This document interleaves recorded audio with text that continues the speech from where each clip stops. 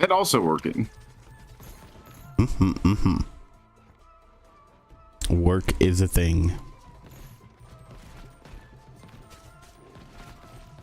Let's stop. That was it? Yeah. Yep. No, I meant work. Let's just stop Sure. work. Oh, Oh, agreed. I thought you were saying end of the Done that show. for years. I thought it was a good show. That's pretty good, yeah. Yeah. We got the week wrapped up. Yeah, work done. Bam. Easiest week. Easiest week. Indeed. All right. Well, shall we hop right into the news? I guess we probably should, huh? Yeah. I had a bunch of little like bits.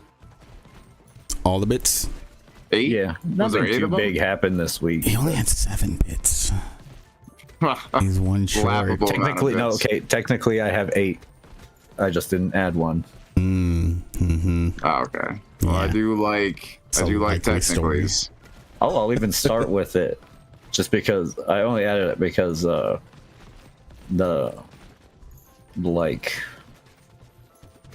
dev who created it made a game that you played that I think you liked.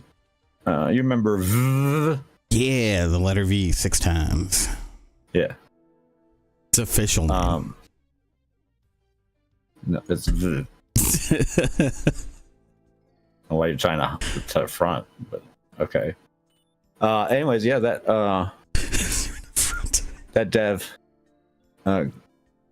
created a new game that's free on itch.io. Oh. Little 3D platformer where you play as an egg. Terry Kavanagh. Yeah, that's his name. Yeah, and he grew up. He did like stuff with like a whole bunch of things, but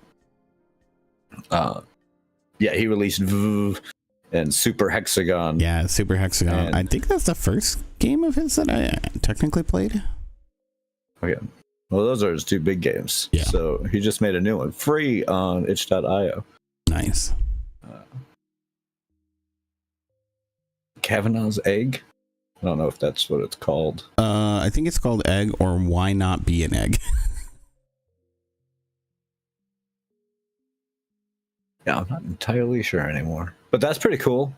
I thought you would like that because, you know, you like that.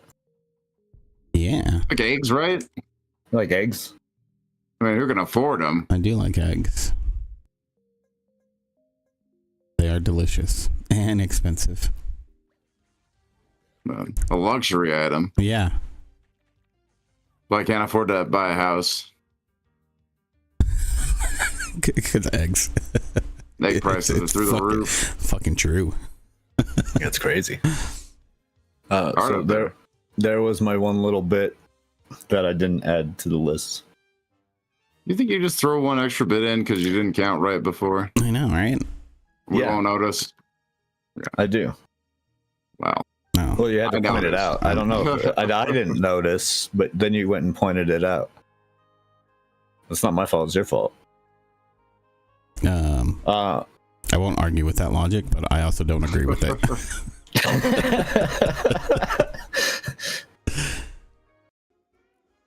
That feels like some sort of personal attack.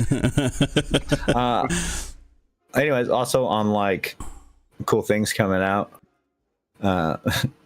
after 13 years, Time Splitters Rewind is getting a final launch this November, which is like a fan-made project.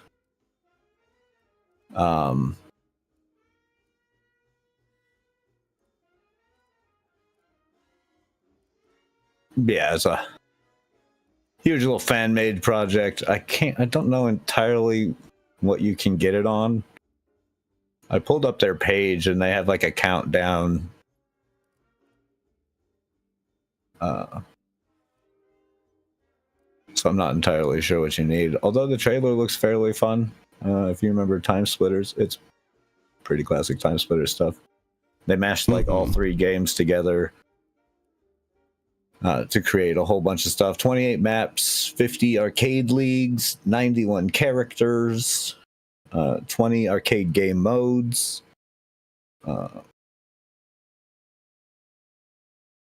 10 players online and offline story mode, 32 challenges, 41 weapons, a new game mode, team elimination, online and offline arcade with bots.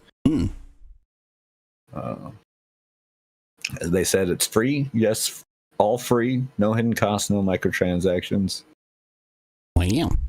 According to their like main website. Mm-hmm. I'm super stoked. Yeah, no, that's really cool. Frankie knows, big fan. Time Splitters. You? What? That's news to me. No, it's not. Nerd. Yep. That's what I do. We played quite a bit of back in the day.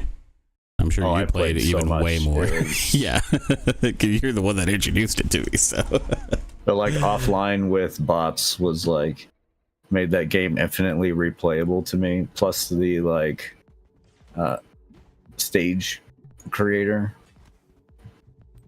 that was just like super fun. yeah.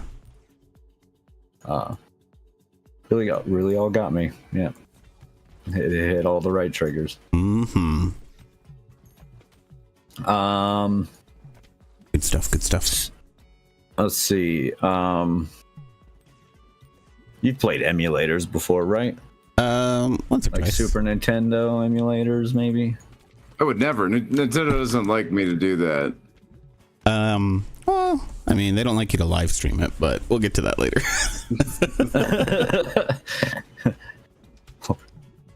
Well, that guy did more than that. But anyways, maybe you've heard of a little emulator program, Z SNES. I've heard of it. Yeah. It was only like the most popular. Right. I don't know how way many to times I play. opened that thing up. Oh, yeah. Uncountable. It was like the best running one. Yeah, I mean, I think I still like. I haven't loaded up a SNES emulator in a while, but I'm pretty sure I would that's the still last like. one That's the that one I would used. download. Yeah, That's the one I would choose to download. Mm-hmm.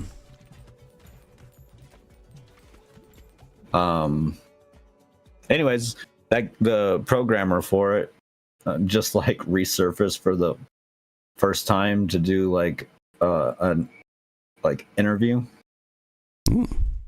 where he talks a lot about making the Z SNES Yeah. program. It was pretty good little interview. So if you get some time, I do recommend you check it out. Even if you're not like programmer language, it's still pretty cool to see somebody who was that like dedicated to remaining secret and everything. Oh yeah. No, that's interesting. I'm definitely going to check this article out because I did not see this. Yeah, it's pretty cool. Well, I remember too. There's like a lot of reasons why like those emulators were kind of tricky back in the day, and it all had to do with just the way that it ran. You know, it was just doing very specific things that if you kind of just let a computer try to just do it, it would act really weird. I mean, one of the things was just like the frame rate, right? Which is still kind of an issue all the way up until I guess probably like the Wii U, where it was just like the on a PC the game would just like run at like 200 frames a second, which means you were running at like 3 times the speed of the game. Because like the games themselves were designed to be run at a specific frame rate. So good stuff. Anyways, it's a really good interview. He talks about like the little like snowy effect when you open like the UI and stuff. I don't even remember that, but How it was just kind of like a lark to like make it feel older. You know, like just a little silly thing he added for no real reason, but it's like burned in everyone's skull of like the user face, how it had that like fuzziness to it.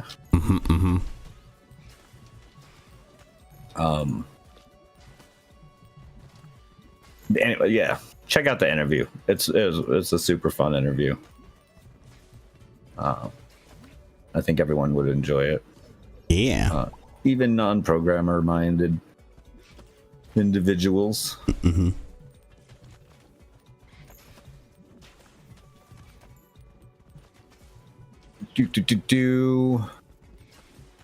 What else do I got?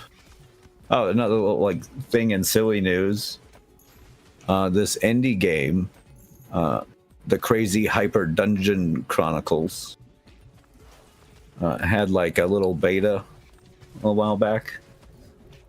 And they released in Japan with some like local translation, not great translation, but you know, doing what they can, I guess. Yeah. Apparently, though, it translated to Kuso Dungeon, which means shitty dungeon or crap dungeon. If you wanted to be a little bit more blunt. But instead of like negatively affecting him in the game, it turned out to like kind of boost the attention of it. With like Japanese reviews being like, oh yeah, it's not like the title says at all. So I thought that was adorable. That's pretty great. Yeah, boosted its wish listing and stuff like that. Just because of a translation mistake. This also happened around the same time that there was other Japanese translation mistakes.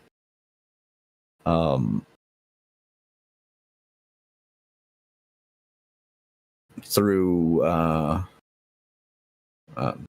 some other games that made it onto like the Tokyo Game Show floor. There was like subtitles for some of them with like really wrong translations.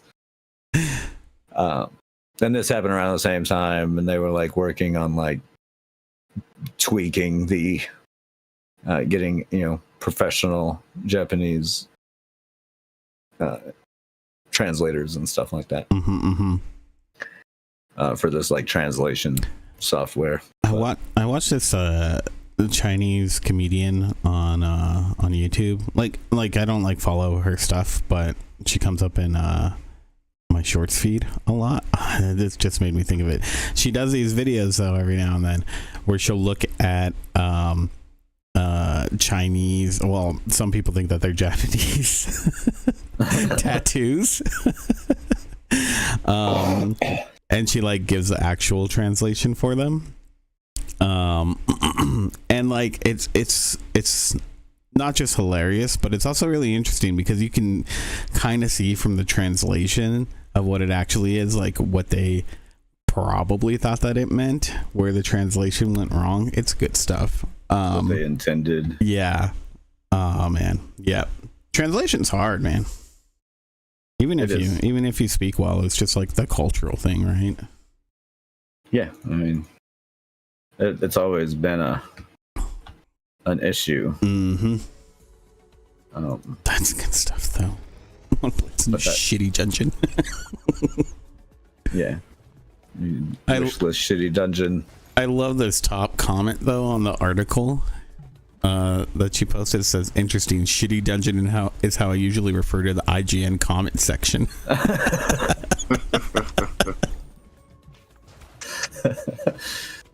Oh, that's true. Right. Facts. Spitting cold hard facts. I guess that was mostly it for. Oh no, I have one more little quick update thing. Yeah. With Stop Killing Games. Oh yeah, that's Initiative? right. Yeah. They started doing like the signature verification, and this was going to be a like real make or break it thing, because this determined whether there was like, albeit good-hearted souls trying to get it to reach its goal, but people outside the EU signing do not count. So they were worried about actually reaching the proper numbers and hoping it wasn't inflated by people out of state signing that petition, that thing. Yeah. But I guess they've counted a bit more than over half of them, and so they've counted almost 700,000. This was as a couple days ago, so they probably already got further. But as of this reporting, almost 70,000, so almost half looks like. And Mr. Presidental, who is someone. Let's see, where can I find that?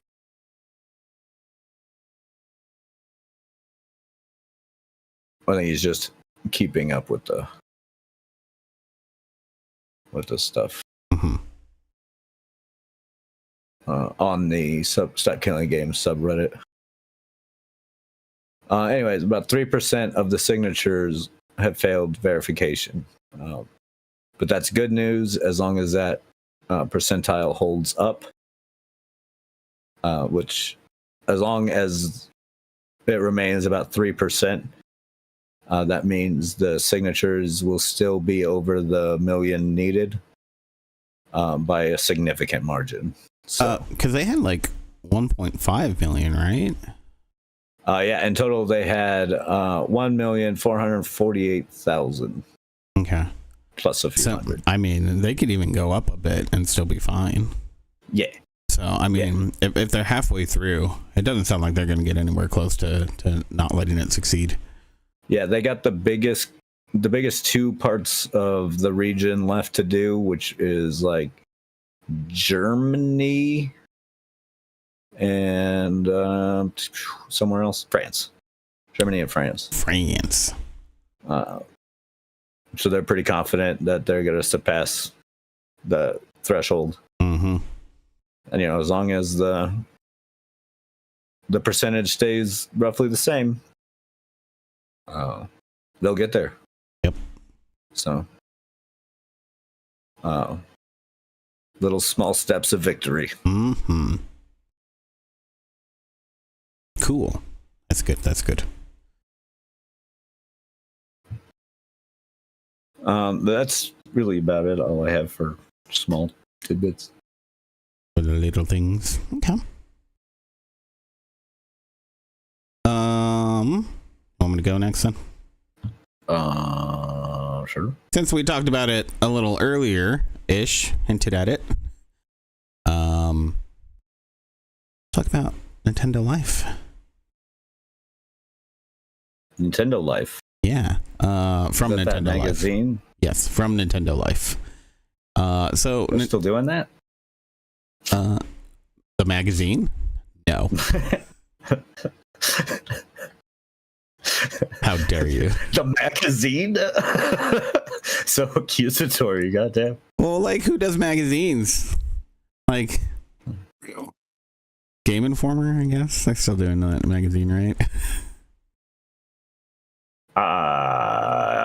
Maybe. I actually don't know if they are still. Right. Well, yeah, no. They report that a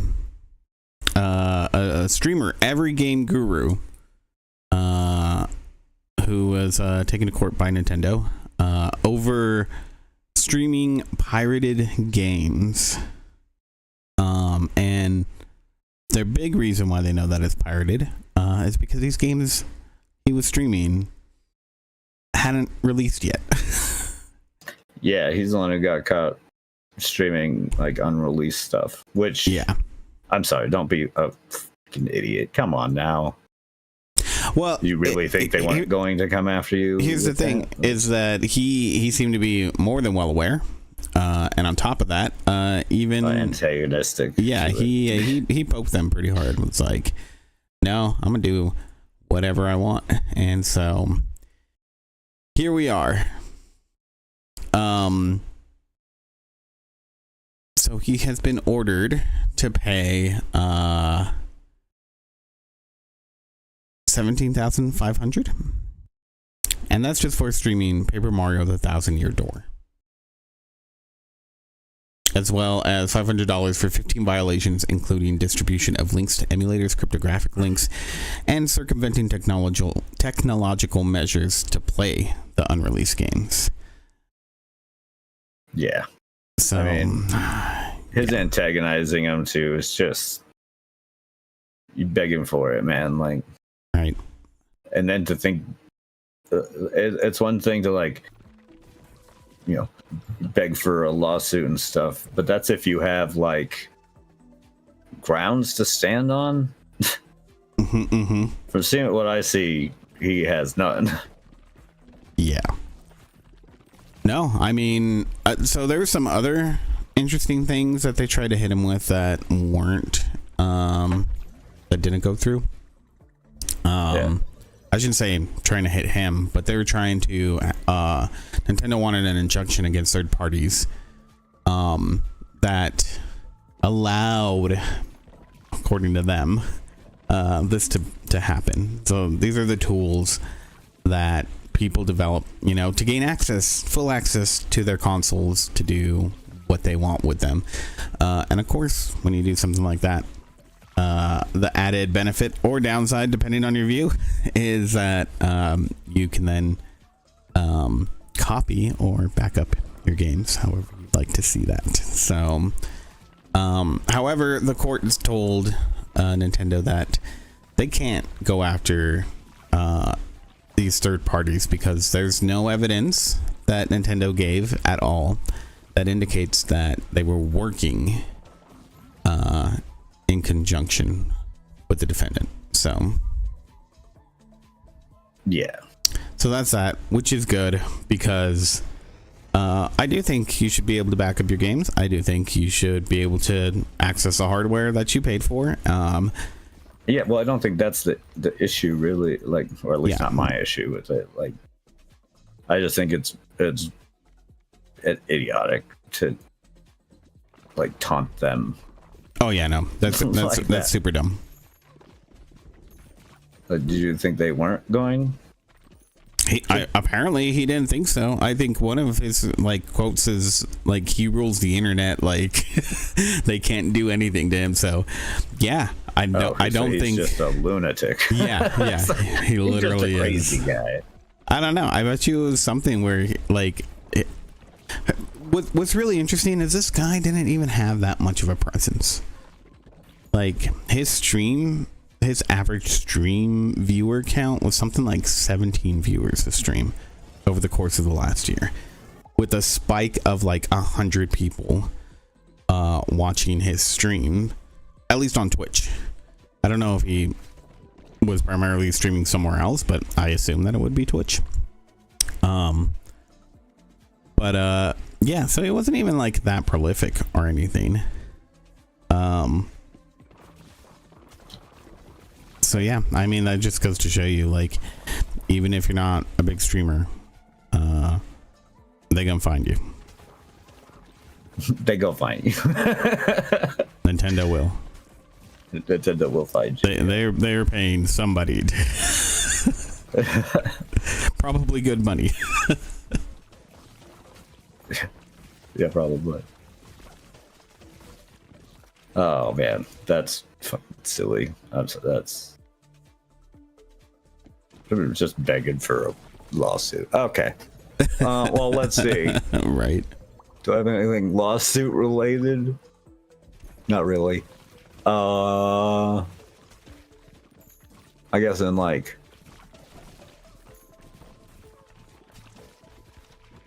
Yeah, not really. Rockstar is being accused of the most ruthless act of union busting in the history of the UK games industry. Yeah, tell me about this. This sounded interesting to say the least. So reported by none other than Jason Schreier.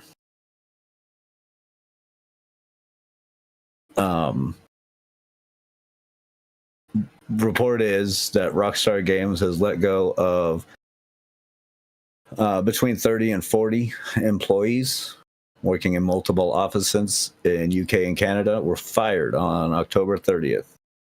All of them were part of a private trade union group chat on Discord. As an IWGB rep told them that some of the fired employees were members of the union while others were attempting to organize. The IWGB put up a Blue Sky tweet that Rockstar not only making history in terms of profit, but enacting the most brazen act of union busting the game industry has ever seen.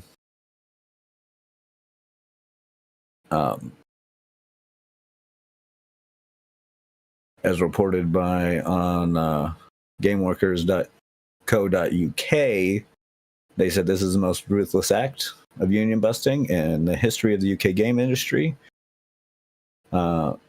Yesterday, Rockstar unfairly fired 30 employees for union activity.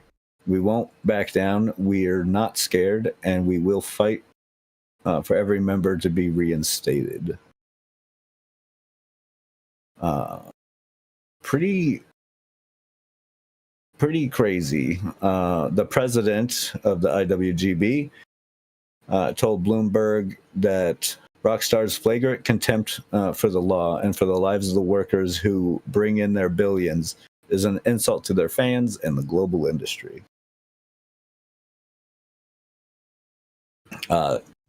PC Gamer reached out to Take-Two to get any denials of the allegations or anything. They came with pretty normal corpo speak, saying we strive to make the world's best entertainment properties by giving our best-in-class creative teams positive work environments and ongoing career opportunities. Our culture is focused on teamwork, excellence, and kindness. Rockstar Games terminated a small number of individuals for gross misconduct and for no other reason. As always, we fully support Rockstar's ambitions and approach.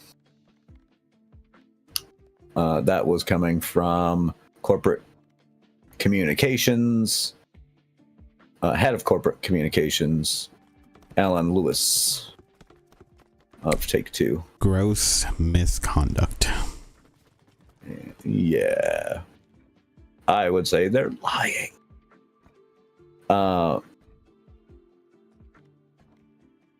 yeah. I mean, guess it depends on how you define misconduct.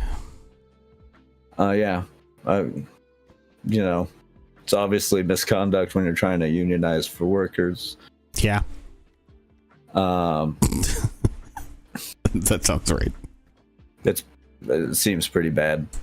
Especially now Grand Theft Auto is going through, they've already been accused of crunch periods before. They're about to have Grand Theft Auto hit supposedly real soon. Mm-hmm. And I'm sure they're in the middle of crunch and everything. And then for this to happen.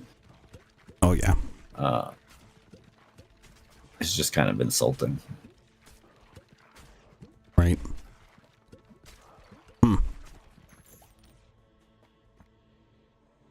Dang. Well, hope you can keep up with this, because I'd like to see what comes out of this, and hopefully something good in the end, because that's fucking crazy. Yeah, this sort of stuff should not be legal. No. Union busting isn't legal.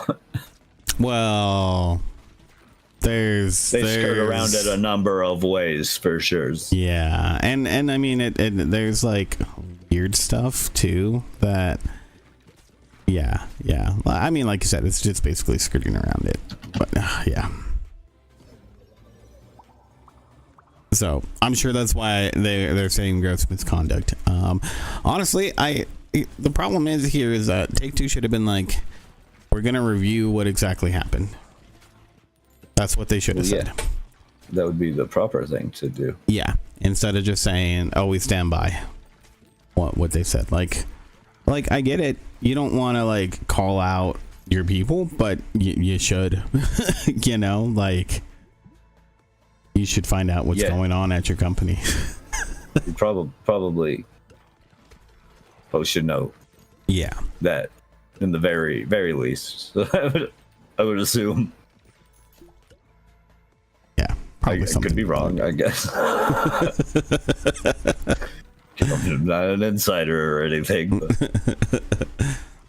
it seemed like fairly logical conclusions to reach. It does. You're right. It does. So yeah, boo on them, and I hope they're able to push forward on getting unionized. Mm-hmm. We need more of that. I know some people's opinions on that are not the same, but with the way the world's going, at least here in the United States, it seems like the only way we're going to get any kind of protection. I mean, I understand. Like, so, Linus Tech Tips, Linus Sebastian in particular, you know, he said something along the lines of, if my employees unionize, then I've done something wrong. That's not. I can understand. That's not accurate either. It's not, but I can understand an employer thinking that. I guess, but it's not. That's not the point of a union, to be like, oh, you're doing us wrong.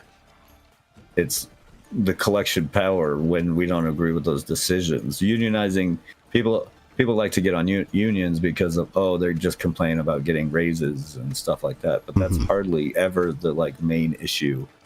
That's something they're going to fight for every time. Yeah, for sure. Who's not going to fight for more money, right? Like, yeah, obviously. But I think people also forget that those pushes in fighting for more money don't just increase their money. Like, they tend to, when more of them happen, they tend to lead to the rest also going up.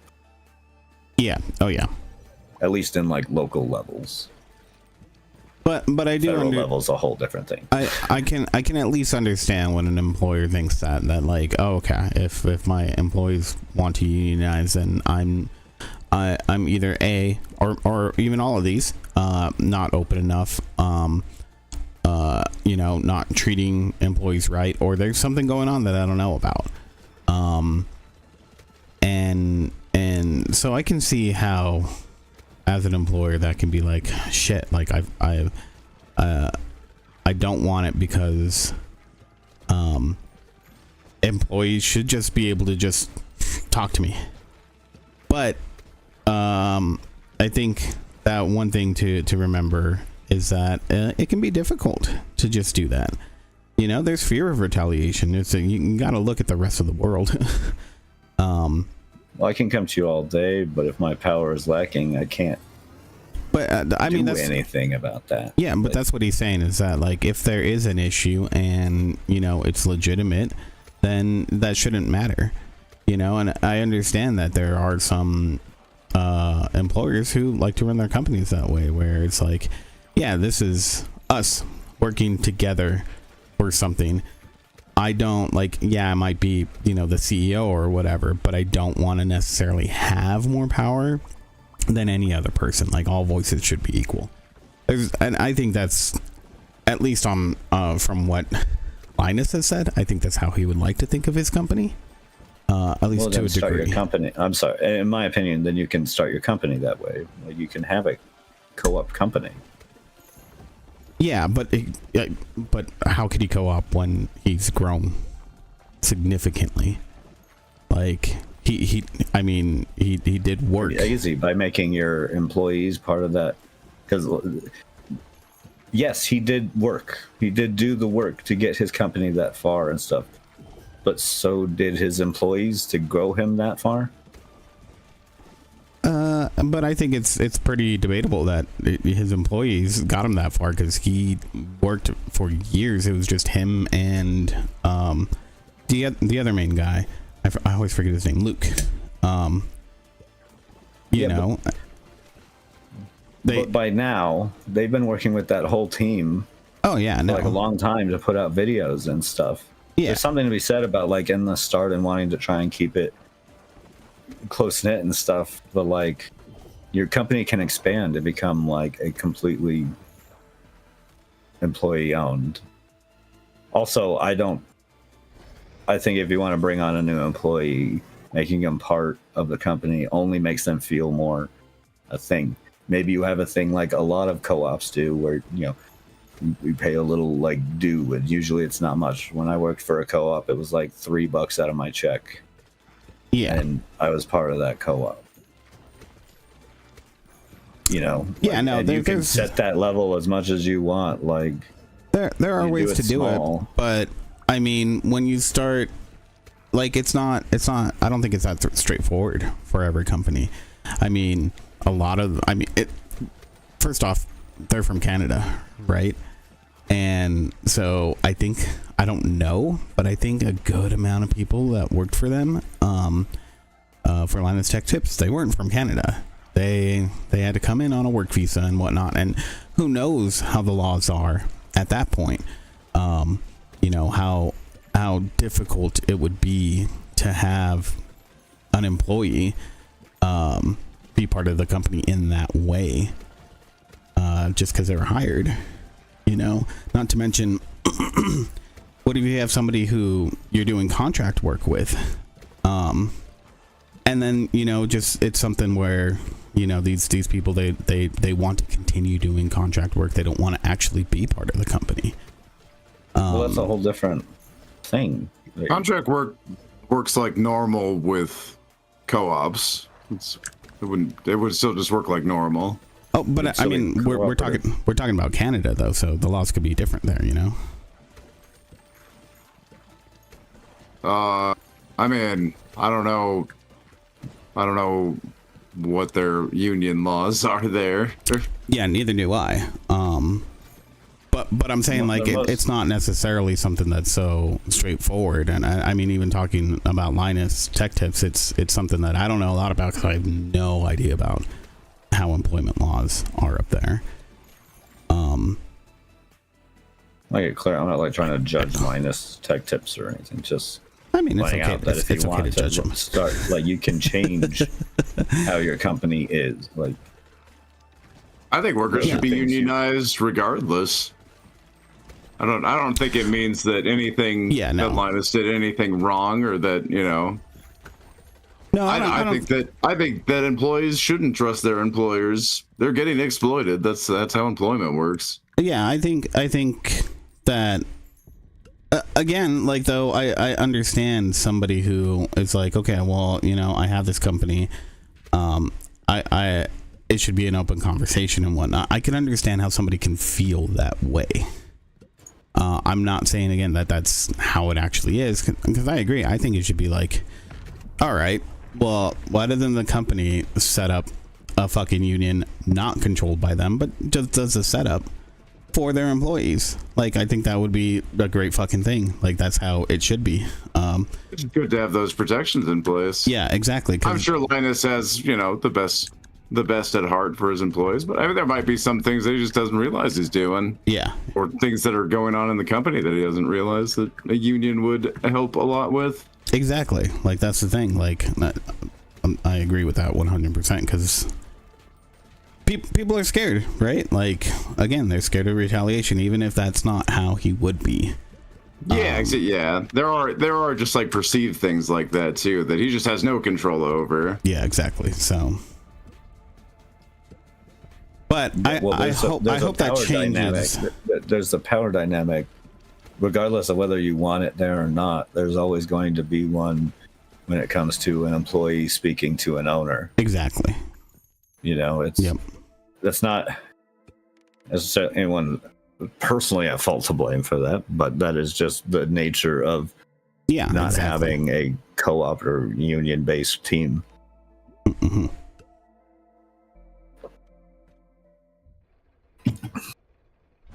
But yeah. So anyways, I hope the best for them. Mm-hmm. Okay. Well, next up, I got Outer Worlds 2. You guys touched this at all yet? It doesn't run on my PC. Oh, really? Fucking lame. Very frustrating stutter mess. Well, so I tried to touch it, but there was no touching to be touched. But hands off. Mm-hmm. Well, there are some issues with people who also could not touch it because the downloads were not working. I'm sure you guys heard about the Azure services outage that happened earlier this week. There's also an unrelated issue with Microsoft services. But it appears the Outer Worlds 2 downloads were hosted on Amazon servers. So yeah, that just led to people not being able to download and play the game that they paid for. So it just sucks that we live in this world where it's like a handful of companies who now own all the servers, at least all the major ones. So if one goes down, that's half your shit that doesn't work. Yep. We talked about it last time. It's crazy how like fragile it is. One company can collapse literally the whole thing. Yeah, and it's getting worse. The good thing though is that people are starting to talk about this now with this huge outage. How things might need to change. So we'll see if it happens, but I think they just might need a change. Well, I think just might. What's interesting here is that it's just crazy that there wasn't, for the service that you're paying here, when something goes wrong like this, like I haven't looked into the reasons why, but I assume there's some sort of bad configuration that went through, and there should be some sort of way you can activate a failover back to an older configuration or to a different set of servers somewhere else. And things might be a little strained, but at least you have services running. So I think that's a huge fault on Amazon for not having something like that in place, because these are the standards that you have for your own company, for your own shit that you run. And when you want to move something to the cloud, it's usually because there's this idea of like, if something goes wrong with one of their servers, another server will kick in. So companies usually aren't like, oh, well, let's host it on Amazon and also on Azure servers. That way we have that redundancy, because that would be pretty expensive. But maybe that's the thing. Maybe that's what needs to happen for companies now, because you clearly can't rely on these cloud services holding up their end of the agreement. So we'll see what happens. But yeah, it really sucks for people who really wanted to, maybe took the day off to start on some Outer Worlds 2 and just couldn't do it. Was that you? No. Oh, okay. I would have been pissed. Yeah, I didn't take the day off for Worlds myself. I picked up on the Game Pass, so. Same here. It just did not. That I got through like the first part of the tutorial, and then it turned into stutter mess. I don't know. I figured I'd let it sit for a little while. You know, let it cook with some updates. Maybe it'll work for me. Yeah. Internet said I'm not the only one experiencing these problems, so I'm not super hurt about it or anything. Mm-hmm. Hopefully something gets done about it. But yeah. I'm enjoying other Game Pass games, like Ball Pit, and Power Washer Simulator 2. Mm-hmm. Oh, yeah. We'll talk more about those soon. Back over to you, Tools. Okay. Have you heard of Python? I have. I'm pretty familiar with. I'm not familiar with the language, but I'm pretty familiar with Python. I thought it was a snake. It is. How is it a name for a snake and a language? Because that's the language that the and snake also speaks. like a guy's like muscle on his arm. Like that muscle on the back of your arm. Yeah. Okay. That was. I'm glad you started with guys, and I was like, uh-oh.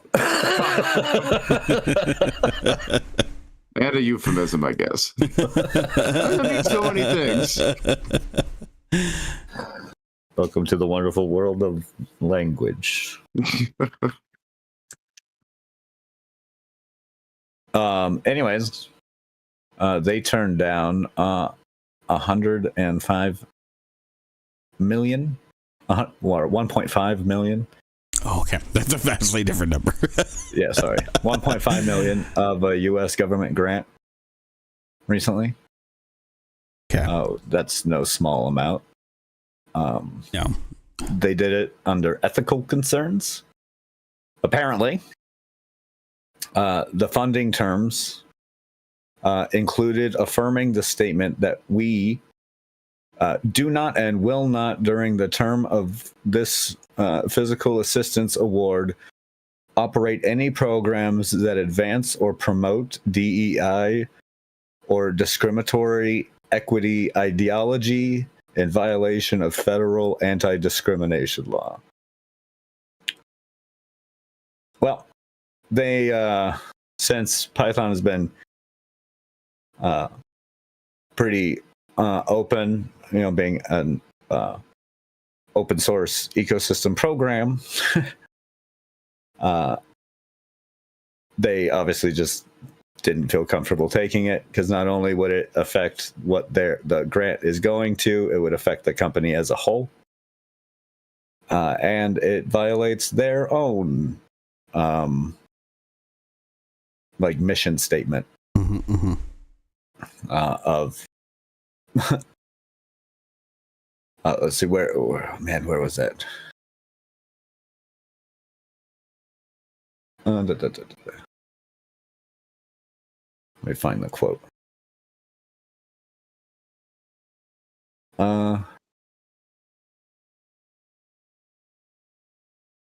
What's interesting is that Python is used by a lot of colleges and research people.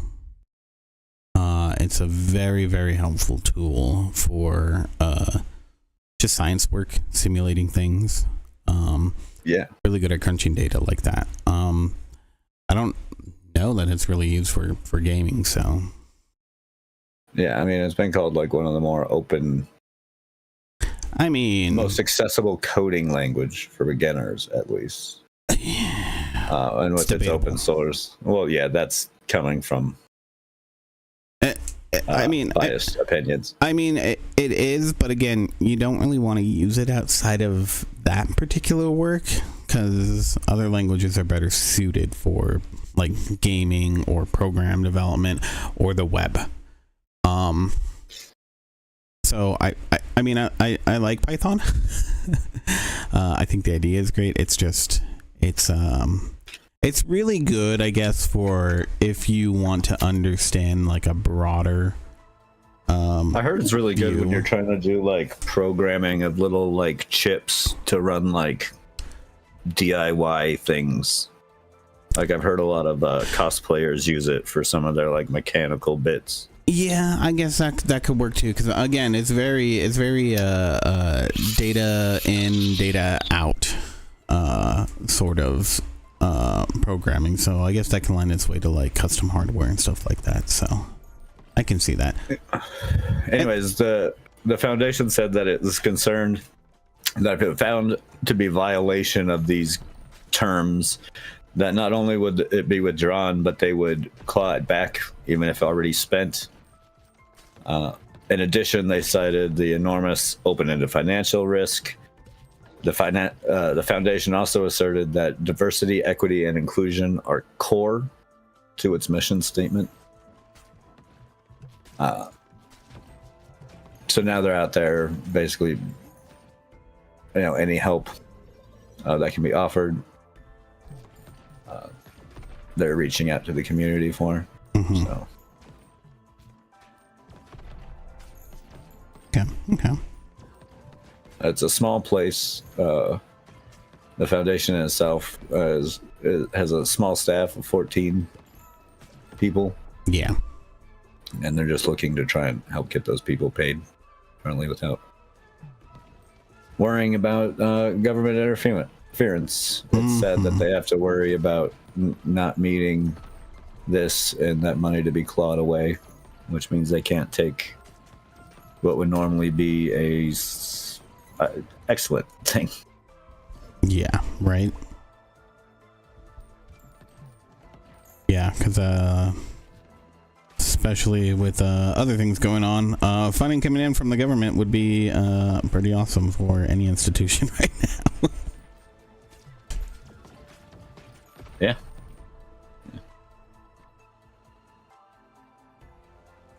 It is unfortunate, though. Yeah. Let's see. The last thing that I got here is some interesting stuff that happened with Halo and some Homeland Security. I think they were tweets. I think they were on the artist formerly known as Twitter. So the president of the United States posted an image of basically Trump's head kind of superimposed onto Master Chief's body. Yep, they keep doing that sort of thing. And the text on there was "Power to the players," right? So some people were like, "What the fuck does that mean?" But shortly after that, it sounds like the Department of Homeland Security put down another tweet, which had a screenshot from Halo with the text over it: "Destroy the flood," with their website join.ice.gov. And the text on there was "finishing this fight." Now, that pretty much sounds like to a lot of people that there's this idea that is like, oh, they're equating these game aliens to immigrants here. It's I don't even know. It's just absolutely crazy. The original creators, or some of the original workers on the first Halo, one of them was Marcus Leto. The other one was Jamie Gressimer, developer and artist on the original Halo, have come out and said how shitty that it is. Basically. And specifically talking about the Homeland Security, how it's alluding to these, video game enemies who are very clearly evil, and kind of holding them up against immigrants, and how nobody should look at it that way. Now, Microsoft isn't commenting on any of this right now. Yeah, of course they wouldn't. Yeah, and I mean, here's the thing, like with some of the stuff that Trump has been doing, it's hard for them to not want to and get some sort of crazy retaliation. I don't like the fact that they're outwardly, you see what's going on. Yeah, I don't like the fact that they're outwardly like propping him up in a lot of ways, but I can understand how you could be scared to say anything that could go against it when it's like, all right, how much do we need to comment on this? Now, the president's staff did say that what the president's tweet was about was him taking credit for the end of the console wars, and didn't have a political message, an actual political message to it. He's taking credit for that. He's got to end all the wars. Yes, exactly. Except for, of course, starting war with Venezuela and. No, he's ending all the wars. I don't know where you've been. I saw it on the news. So, but yeah, so GameStop came out with a statement not too long ago, like a week ago, where they declared the end of the console wars, which is pretty funny. I like this. It was like an official, like almost state document where they said, whereas for the past 2 decades, the global gaming community has been engaged in an ongoing and increasingly petty conflict known as the console wars. Whereas said conflict originated in the early 2000s with the release of Halo Combat Evolved as an Xbox exclusive title. Whereas Halo Campaign Evolved is officially coming on PlayStation in 2026 with cross-platform play.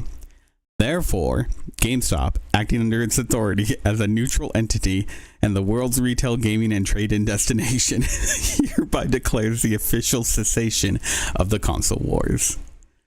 All claims to exclusivity are hereby dissolved. I fucking wish. But it was cute. I liked it. I liked GameStop's little thing. So, basically, I mean, in a big sense, it's just disappearing. Oh yeah, no, it is. The whole concept of I wanted to talk about Microsoft a bit. Like, I had an article, but it wasn't like digging into the news on it. It wasn't as substantive as I had hoped for, because they had an earnings call, and honestly, like, Xbox is kind of towing the line, that division. They're not doing better than the year before, but they're not really doing that much worse. And I mean, the hardware sales are down, but they're still making a lot of money. So it's an interesting thing, and obviously they've decreased how much money they're spending because of their cuts and whatnot to staff. But they are actually overall spending a little bit more than last year. So I think it's down from how much last month's or last quarter's were compared to the year previous. But yeah, I mean, everything that they talked about in there was just hinting at, yeah, they're focusing on non-exclusivity being a thing for them going forward, which I do think is good, but I don't know, we'll see where it ends up. But yeah, that's all I got. Something that's annoying. And it's one thing, like, I don't know, say what you will about the current president, but I don't think, like, messages like this, like, they're kind of fun and poking around, and probably, I mean, it was tweeted by the White House, not actually Trump himself.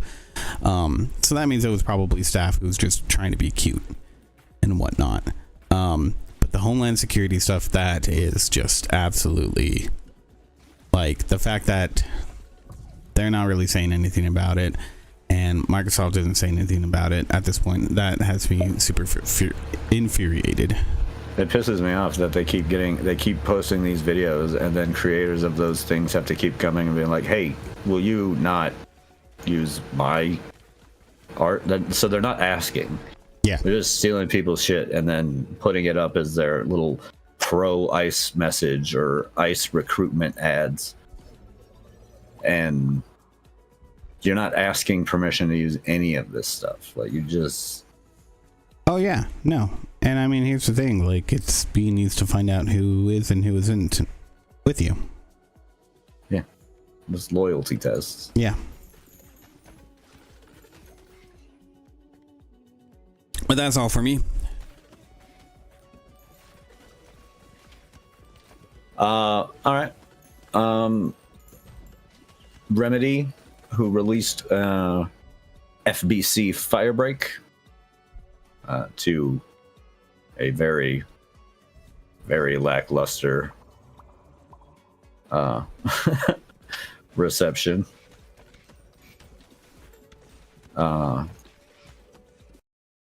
Yeah. Has the CEO stepping down as a result of said failed launch. This on top of a whole other stuff they're dealing with. Apparently, Firebreak lost them quite a lot of money. A gamble that did not work out for them. Yeah, I didn't even know what this was about. The game has been not well received and hasn't sold well, really. So they've been doing layoffs. This is like just another one on top of that. Although this one, thank God, comes from like somebody higher up who might actually deserve to be fired for incompetence. Mm-hmm.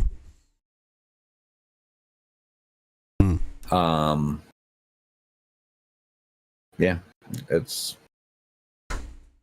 I guess FBC Firebreak is like set in the same world as the hit Control, the hit game Control.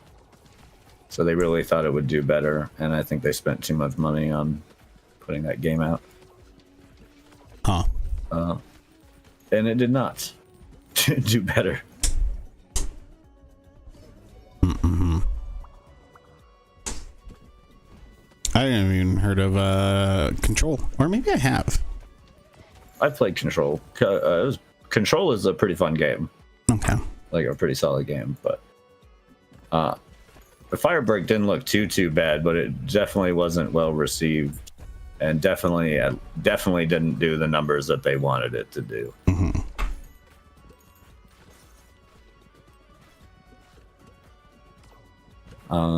So yeah, poor Remedy, right? And people there. Although, fuck that CEO, he lost his job.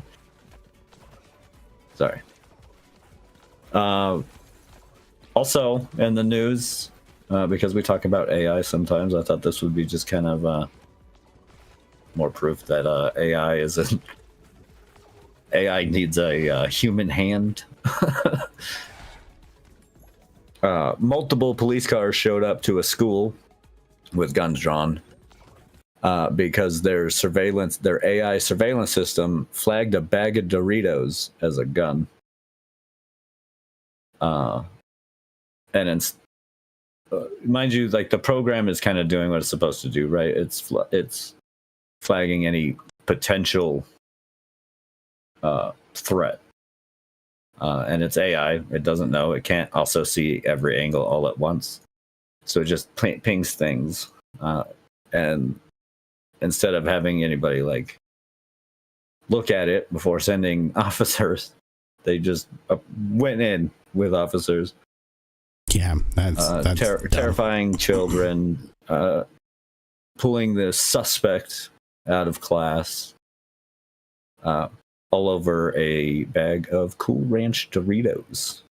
Oh, you didn't say it was Cool Ranch. It was Cool Ranch. Okay, that is the deadliest of the Doritos. Yeah. So it's Cool Ranch. Dangerous. Doritos. Yeah, dangerously delicious.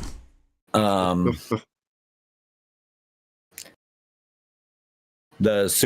school superintendent in the Baltimore, Maryland region claimed that the program did what it was supposed to do, which was signal an alert for humans to take a look and find out if there was a cause for concern. Of course, they're not talking about how the cops just showed up. It's so like dystopia. Like, maybe look before you go ahead and gear up and send cops out to make sure that that's what it was. It can't take that long to determine that, oh no, hey, that's a bag of blue Doritos. I mean, does it say that nobody looked at the footage at all? Nobody looked at what because when I kind of skimmed through this article earlier, it sounds like that wasn't explicitly said. Like, there's no statement on if anybody did. No, they're refusing to look into it. I know that 2 councilmen in Baltimore, they want a review of everything because thank God it wasn't worse. Said Julian Jones, one of the council members, and asked how it came to be that we had police officers with guns drawn approach a kid because of a bag of Doritos. Yeah. So she wants more, and currently we don't have that information. Yeah, yeah. And I mean, if there's any like idea of like, oh, we don't know what's going on, why are your officers having their guns drawn? Like, I don't. It's one thing to go and investigate the situation. Yeah, it's a whole other thing to go like it was a live incident. Yeah, you're scaring children. Like, you're scaring the shit out of people. That's all you're really doing at that point. Yeah, I mean, here's the thing: is that I don't see that there was an issue with the AI. This sounds like no, it did what it was supposed to do. Yeah, but this like sounds like an issue before, with it needs a human eye for that final step. Yeah, exactly. Like, this is an issue with somebody just trusting AI. Like, it's sad that the cop was like, oh yeah, AI isn't the best. Yeah, no shit. Somebody, your superior, didn't have somebody fucking look at it. And the problem is that they probably had no idea that nobody had any oversight of that at all. They got an alert and we're like, okay, I guess we gotta go. On our way.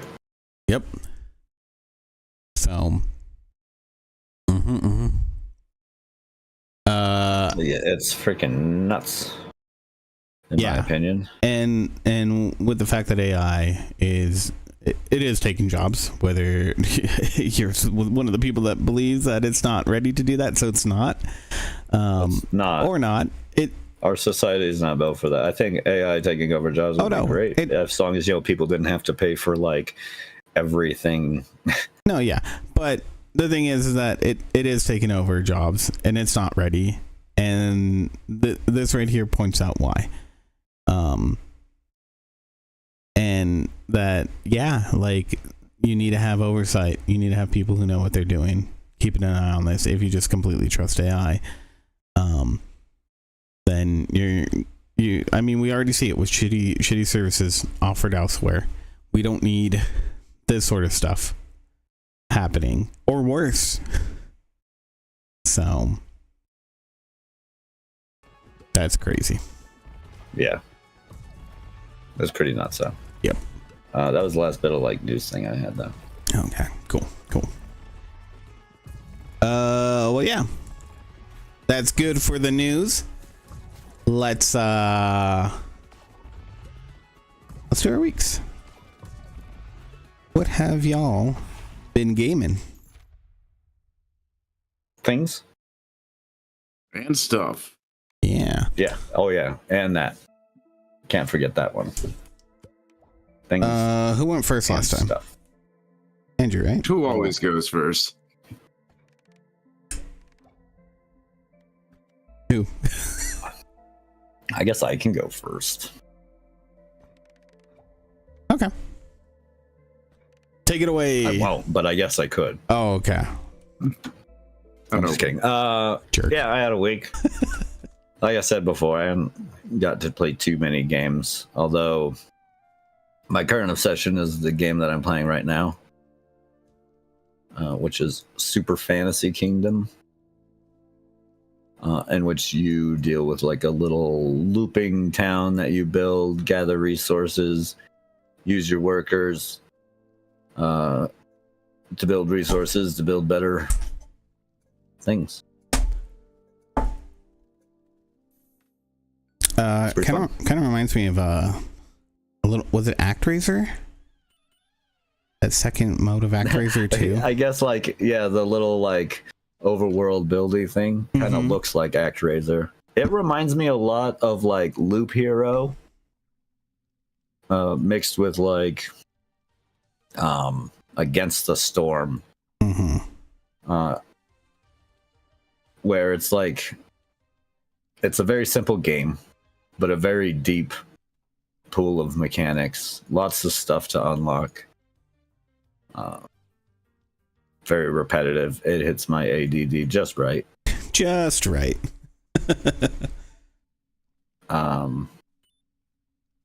Yeah, I've been hooked. The one I'm playing currently is the undead side, but they have like a human side, and it runs like mechanically different, which is nice. So it always feels pretty fresh. Was this the one you were talking about last week? Yeah, I talked about it last week, but this time I'm actually playing it during the podcast. Yeah. Cool little sprites. And like they are definitely, it's in early access, and the developers are definitely like, or the developer, it's a solo game, and their first game have done like super well, and they've been updating it like literally every day. It's like every day I get off playing it and there's a new update changing everything that I just dang. They don't reset my like stuff or anything, but it is kind of funny. At one point I paid like 25 gems to unlock this new character, and like literally the update came out and they're like, oh, we made that cheaper. It's like, oh, cool. But it has a nice progression of like unlocking things at not too fast of a rate, and really pushing you to try different things and challenge yourself. Yeah, I approve. It's a pretty solid game. Okay.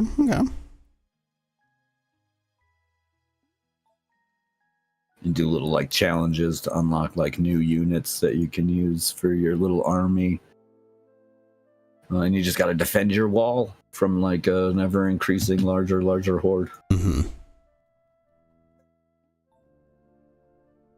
Super fun. Yeah, seems pretty cool. Played some more Escape from Duckov, which is also a pretty fun little extraction shooter game.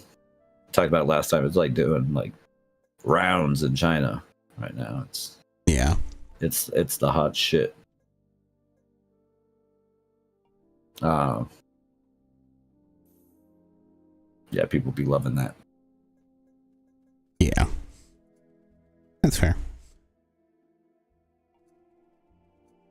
Let's see, what else? I guess that's about it. I really didn't do much. I was boring. That's okay. Sometimes it'd be like that.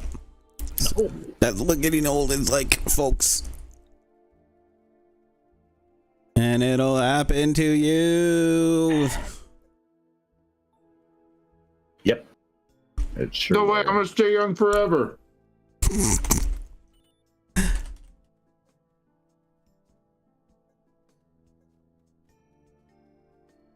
All right. Who else wants to go? Forever Young. Do you want to go next? I was talking to you, Coffee.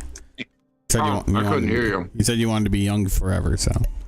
What's that, Sonny?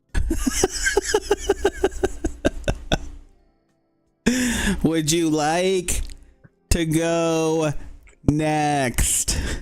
No, I don't need the bathroom. You don't have to yell, but do speak up and repeat what you do. Yeah, I will go next. I mean, I didn't do too much either. Been playing this game that I have up here. Mm-hmm. I see that you also got into it after you saw it last week. I don't know what you're talking about. I can see your playtime on the Game Pass. Shut up. Don't throw facts at me. I mean, mine's pretty high as well. It is a good game. It's really good. Really good, yeah. Yeah, super fun. Been having a lot of fun with it. Wait, how many characters have you unlocked? Quite a few now. I've unlocked like 3 today. Oh, damn. Including, I think, one I unlocked. This guy that I'm playing now, I just unlocked when, like during the podcast here. Mm-hmm, mm-hmm. Oh, another double? Oh no, it's I guess you don't have that building unlocked either. You get a building where you can bring partners. Oh. You get the effects of both of the characters. What? It's a bit of a game change. Holy shit, right?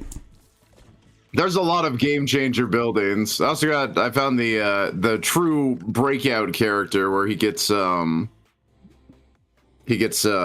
little wall he has thing? like a big, yeah, he's got a shield and you get the balls bounce off your shield and they do double damage every time they bounce off your shield. Oh shit. It's also nuts. That's good. 'Cause I felt like there's a few characters.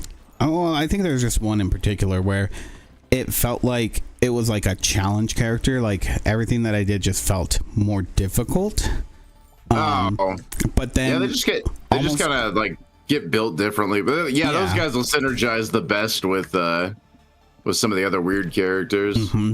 But yeah, I think all the other ones that I've unlocked so far, it's been like I feel stronger, like especially the aliens with the double, because that was the last one that I unlocked, and I just played a bit with them, and I was like, holy shit, this is so fun. Oh yeah, there's balls flying everywhere. Yeah, so good. I partnered those guys with the guy with the shield, so I could just bounce all of those balls. Oh my god! Get double damage on double balls. Yeah, there's a lot of things in this game that make me love. It's fucking awesome. It's a fantastic game. Right. I yeah. When you said bubble bobble break out, and I was like, oh, this is right fucking up my alley. But I did not know how good of an evolution of those games this would feel. Yeah, it's gonna take that simple mechanic and make it into like a crazy cool thing. Yeah, good stuff. It sounds like it's the game I need to least play currently, as I already have one game taking up all my ADD. That is true. No, I can't imagine that this game is gonna help with that. No, I mean it will, because it'll help you focus that ADD onto one thing. This game. No, it won't. Oh, believe me, it will. It'll put me into fucking choice paralysis for 2 games. I'll be like, I don't play neither, and then I don't play anything all week. Fair enough. Yeah, it's really good. I'm glad you told me about this. Yeah, super enjoyable. It's like $15 on Steam right now, so if anybody watching at home wants to check it out. One question. It's a great game. Do you unlock more like of the main balls later, or yes, you do? Okay, because I haven't gotten any yet, so I think it's tied to like beating certain areas. Oh, okay. Or like the amount of times you've done it. Gotcha. Or something. It might be tied to achievements or something. Mm-hmm. But I have unlocked some new balls. I got a clone ball now where every time it bounces off an enemy, it makes a copy of itself. Nice.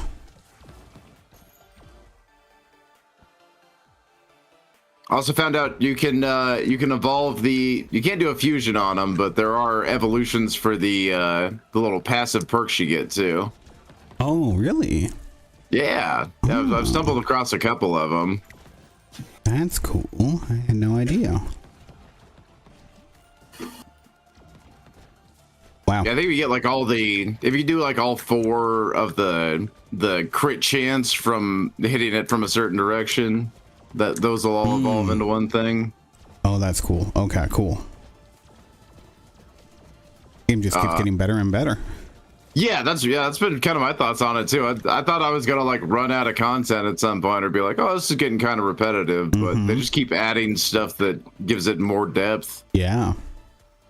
Just here I got here's two passive things evolving right now. Mm-hmm. Boom. Nice. Although I'm not picking any of these things. The character, the partner character I brought with this guy, chooses for you is his thing. Oh, okay. That one feels like the challenge run characters. Yeah. He picks for you. Although he's usually pretty good about it. I've had some runs where he's just completely screwed me. Where I'm like, why did you pick that? It's like, that works not at all with the build. Doomed us. Yep. That's cool. Other than this, I've been playing. I tried out. I got the Power Wash Simulator 2. Yeah. And that's been pretty fun. I mean, as far as like power washing goes, I haven't tried the multiplayer yet. I do want to. I just don't have anybody to multiplayer it with right now. I couldn't afford to get it yet. God damn it. Leave me alone. I'm not judging. There's too many games. We went over this last week. There's too many games going out. I'm already practicing my cleaning skills. You played a lot more of the first Power Wash Simulator than I did, so I gotta like get on your level. So it's good that you can't play that just yet.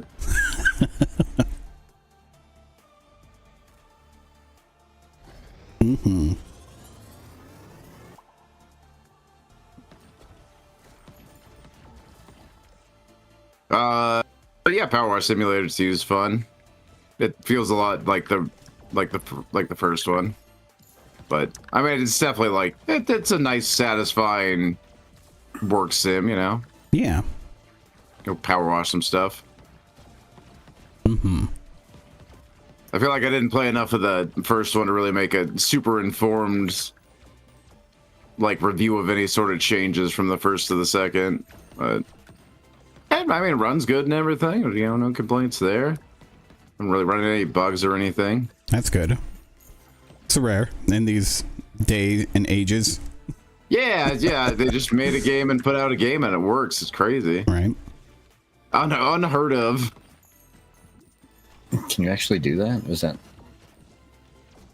Yeah. I don't think that's a thing, right? Well, I think Power Wash Simulator 2 has proved it. Yeah. And I've also been playing a little of that Super Fantasy Kingdom that Christian's playing too. Which was definitely another game that would appeal to Christian besides this one. Oh yeah, this one has it. Keep trying all the challenges. I'm not surprised that you've gone crazy on that game. That's so good. Just hits all the right notes. No, me and Christian watched Tucker and Dale versus Evil for Halloween. Yeah. The best horror movies of all time. Yeah, it's so good. They're really good.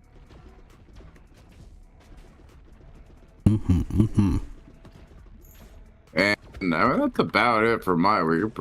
A pretty lame week. That's fair. All right. Well, I guess I'll get into mine. I mean, I was playing Ball Pit. Talked about that. Fucking great. Really, John? You like a Bubble Bobble or Brick Out? If you even know what those are, you kids. You see, Bubble Bobble's like Fortnite, but it's not stupid. There, now do you kids understand?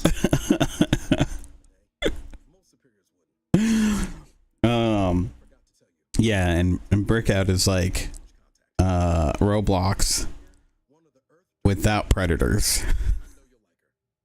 Well, less predators anyway. I can't guarantee no predators in Breakout. God, I can't believe some people still let their kids play that. Anyways. Breakout? Yeah, I know. So yeah, super fun game. Ball Pit. Definitely check it out. Been playing more Marvel Rivals Zombies.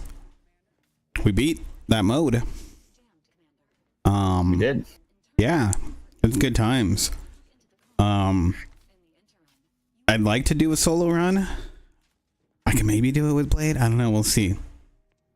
It's putting out some good damage, but I think I still need to like figure out better what I should take of his, or maybe I just need to get lucky.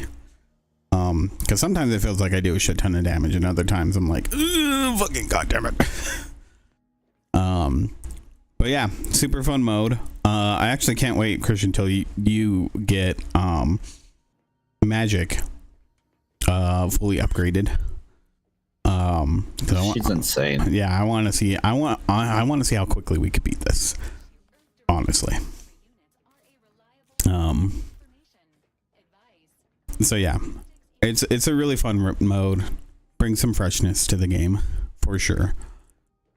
But yeah, and then playing some Outer Worlds 2. So it feels like it has the same quirky humor. I'm only like an hour into the game where I left off. This is pre-recorded here, so you can see my beginning folly where I know I had this issue. I don't know if it was this exact one, but it was at least a similar issue in the first one where it was just something that I didn't see because of the way you would normally turn your camera. I kept missing something over and over again. I got stuck in an area. It was early on in the game.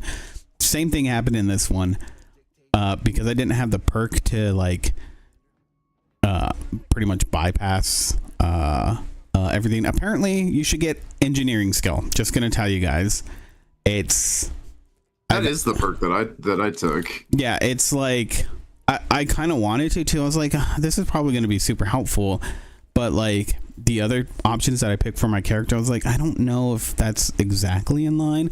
And now I feel like I'm being penalized for it because like I think it's been like 3 of the 4 things you could just get right away by having the right perk have been like, there's usually an option of 2 different ones.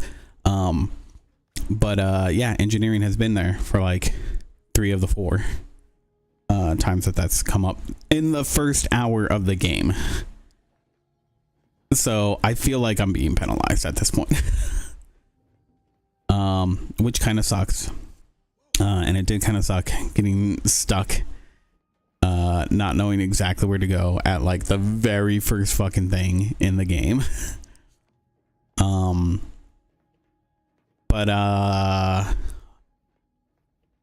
other than that, I feel like it's been solid so far. Again, only an hour in, so I'll have more to say on it later on. But yeah, I look forward to getting to play it at some point. Yeah, I think I'm gonna try to beat this within the next few weeks, if not sooner, just because before my game pass runs out, since I was lucky enough to get another month of it. But yeah. So yeah, I'll get back to you guys on that one next week. Otherwise, 2 shows that I've been watching. Alien Earth, finished that one.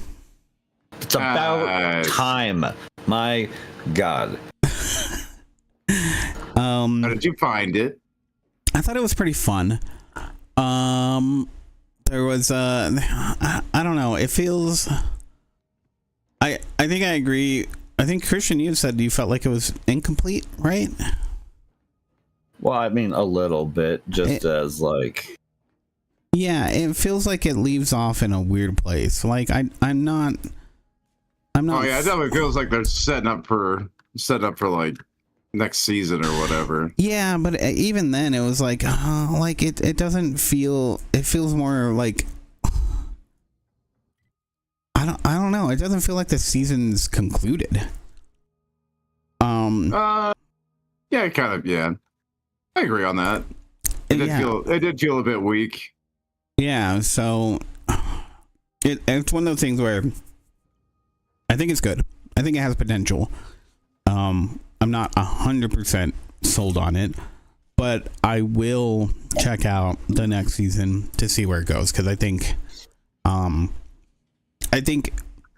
if you like Alien at all, it'll be up your alley. I loved it because of that, like the introduction of all the different aliens, how quick they are to introduce more aliens, how willing they are to just let the alien go and be like ruthless. Like this alien, that first alien like tears ass right around, like probably in the most insane murdering that we've probably seen an alien do. So I think it takes everything, like it has such an atmosphere of the first Alien. It just did such a good job. I'm curious on where they'll go with the whole like eyeball guy. Yeah. Yeah, I gotta find out about Eyeball. Yeah, The synth, best character in the show. all the synths themselves. Yeah, I think there's a lot there, and the only thing that has me concerned is I feel like there's so much of the whole Neverland stuff like thrown in your face constantly, right?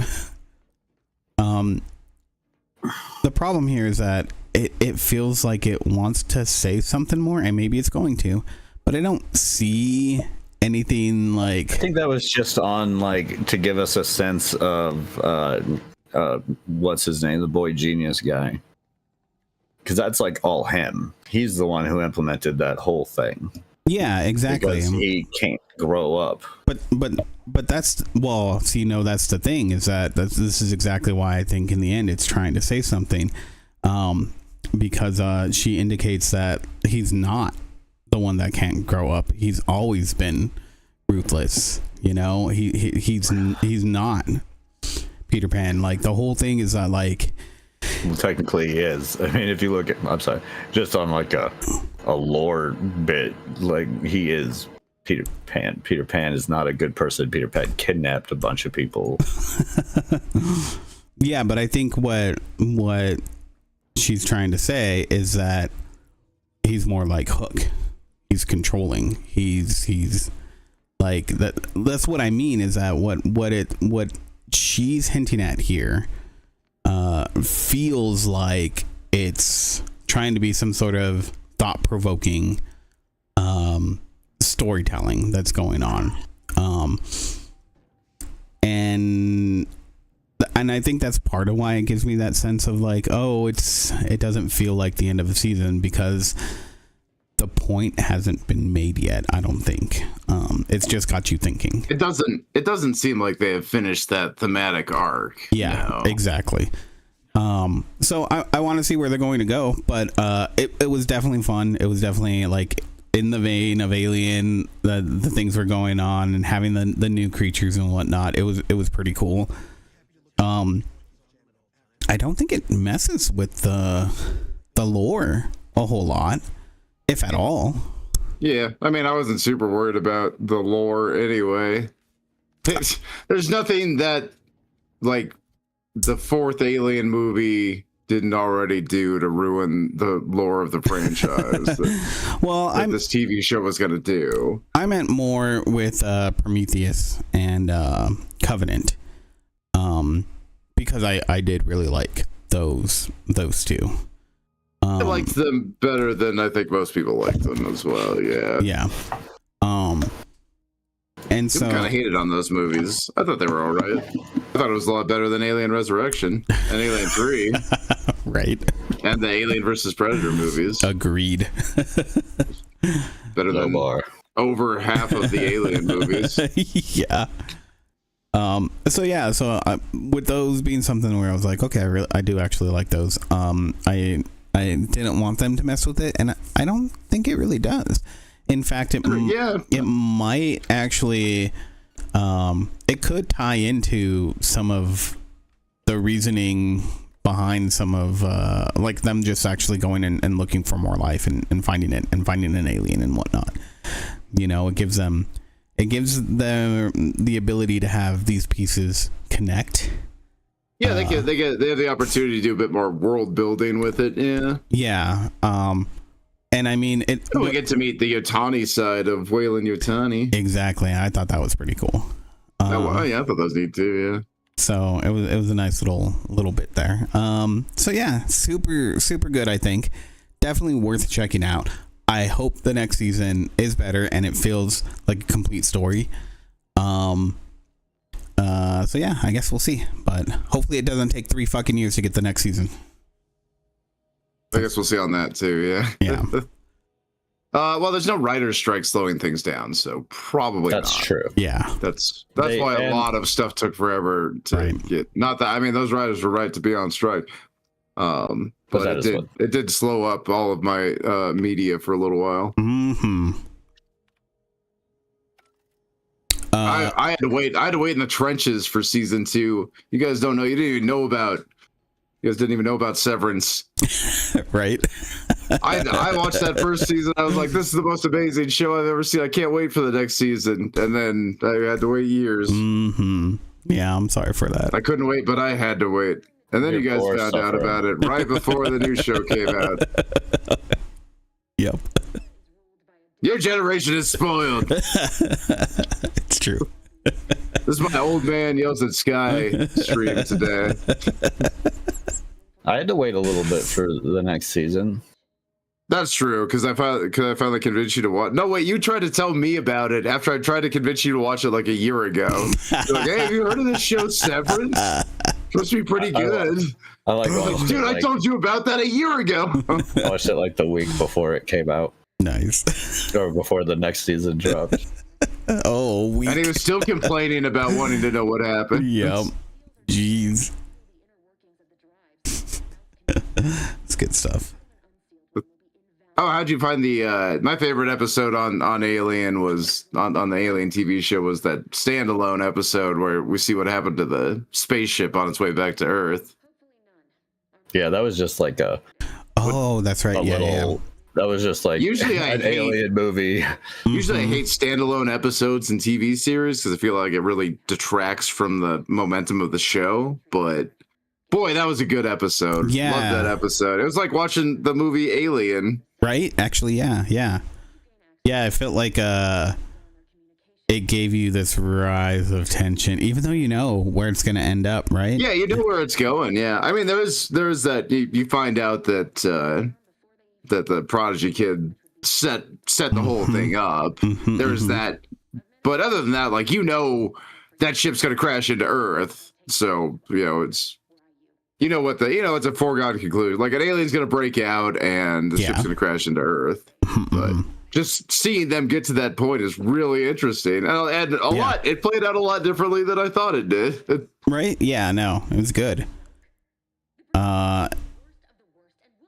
That was a risky episode. I feel like they could have messed that up in a lot of ways, and it ended up being my favorite episode in the season. I think I'll agree with you. I think that is my favorite episode of the season too.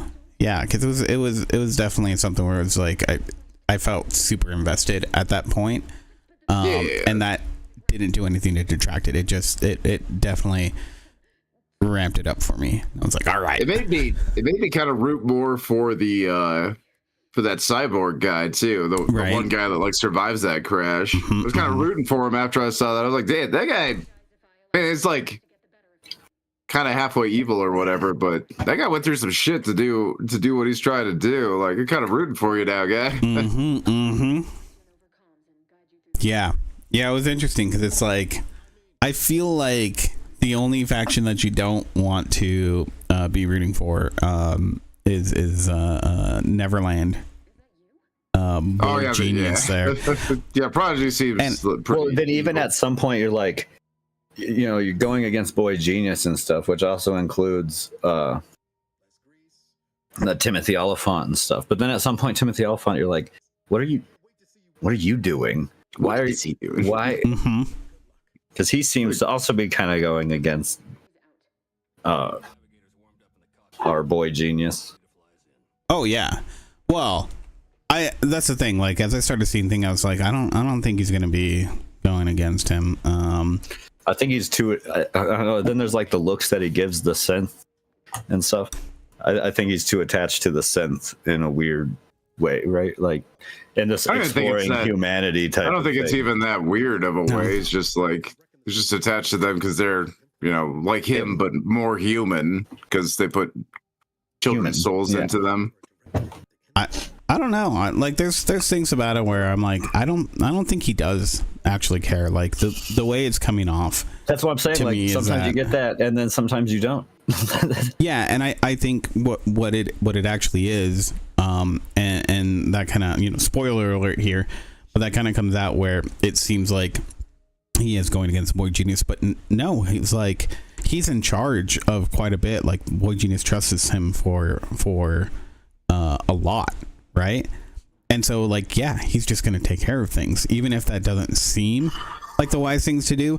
He's also, a calculating robot. So he plays some pretty, like, what better way to try to trap this incoming force than to make them think that they're going to sneak in. Right. By letting all of that happen. So it feels like his whole end game is looking out for the company in the end. So I don't think that's going to change. So we'll see. I really don't want to be a company man, though. I want to root for him. Until Timothy Oliphant, quite affable. Yeah. I don't want you to be a bad guy. But that's the thing too. That's what's really cool is that it's really only like it's only the Boy Genius that I hate on that side. Oh yeah, he's very hateable. I think they did a great job with that on the show. Right? Like very hateable character. Even the doctor lady, I think, yeah, she's kind of a shithead, but I think she does actually care. She's just a little misguided. So yeah, like when it comes down to it, I can. It's just he's just so infuriating. I just want to strangle his little fucking neck. But yeah, so good show. Well, he gets fucked up, so yeah, not enough. Fair point. He's smiling at the end, I didn't like that. Which is interesting. I also don't like to see children smile. I agree. And then the other thing I watched is finished up Interview season 2 because Sky really wanted me to watch it. So, Christian, you need to watch it. Has she watched that new one? Mayfair Witches? The Talamasca. Is it out yet? Yeah, the first season came out. Is it all out? All right, maybe just the first episode, but yeah, apparently it's not been very well received. Neither was the Mayfair Witches, and honestly, like Mayfair Witches kind of sucked. I don't have too much of a hope for Talamasca. I'll check it out, but I probably will not. Brienne did say that the end of Mayfair Witches got better, but that doesn't mean much to me because it was a very low. So small bar. Yeah. But that being said, Interview season 2, holy shit, is it good? the stuff, the things that they changed, again, they fucking wowed me. The performances were so great. By the end of it, The two guys are really good. Like the two main guys are like phenomenal in those two roles. Here's the thing. I loved Seth and Louis are. I love the girl that played Claudia in the first season, and I was very scared about how I'd feel about the replacement for the second season. And up to where you and I watched, it was still a little like, oh, I don't know if I'm gonna really like her. By the end of it, she does just as well. I think she doesn't play her quite as unhinged, but she's still very, very fucking convincing in the role and the things that she does. So yeah, I think it's extremely well written. If you like vampires, and especially Anne Rice, it's really, really good. And Rianne got excited for it because the trailer for the Vampire Lestat came out. I don't know if you guys have seen that. The next one is, or the next season is the Vampire Lestat. Yeah, and it looks fucking hilarious. Oh, I can't wait. They got to start doing the music bit. That one. Yeah, they already released a song. Yeah. So yeah, I'm excited to see where it's going. I think, you know, regardless of the universe, the cinematic TV universe, whatever the fuck you want to call it, this show is really good. 100% worth it. So yeah, Christian, you really got to watch it though. Like, I really want you to finish it because I think I've got so much to watch. I think you're gonna fucking love what's about to come up. Like, where we stopped, like, if we would watch one more episode, like, it starts to ramp up and like some interesting fucking ways too. The stuff that they do with Daniel, and like the in between of what happened in, you know, San Francisco, and him you know, rejoining up with Louis. The explanation of that, so good. It's fucking intense. So yeah. Other than that, I think that does it for me. Yeah, I got no more movies, no other TV shows. I think that's it. That's pretty good. Yeah. Well, yeah. I think that was a solid show. One would say. Oh yeah, definitely. Good stuff. Anything else you guys want to add before we head on out? No. Get you guys to your nerd games that you're gonna do. Yeah, we need to play some Magic. We do have nerd. Just giving up. Oh my god, your screen is so fucking crazy right now. Coffee. Me? Yeah, the fucking balls, they're going crazy. Oh, this is Good stuff. All right. Well, let's wrap it up. Thank you everyone for joining us this week. Thank you, Coffee. Thank you, Two Littles, for being You're here. most welcome. As always, you can catch us on the Twitch, the YouTube, website classicgamerbrain.com. We also have a Discord where you can join in on the conversation and hang out. That's discord.classicgamerbrain.com to get over to us. Anything else? No. Join our slavery program. Don't forget to spay and neuter your pets. they're all good. This is all good advice. Mm-hmm. Let us know down in the comments if you found this advice helpful. Right. And if you didn't, leave a comment about how you didn't find this helpful. Let us know about how you didn't spay and neuter your pets, you monsters. Or give us your helpful advice. What would Bob Barker have said? Mm-hmm. I'm Barker, bitch. Man, it does sound like classic Bob. Yep, it's true. All right, everyone. What's wrong, bitch? We'll see you guys next time. Love you. Bye. Goodbye.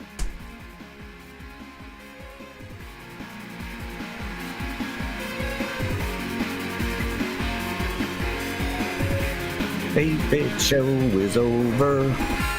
We gotta go on home.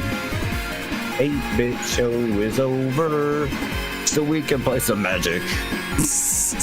We need to go play some Magic. We all gotta go play some Magic. Oh, you're going down. Downtown. Everybody's going down this week.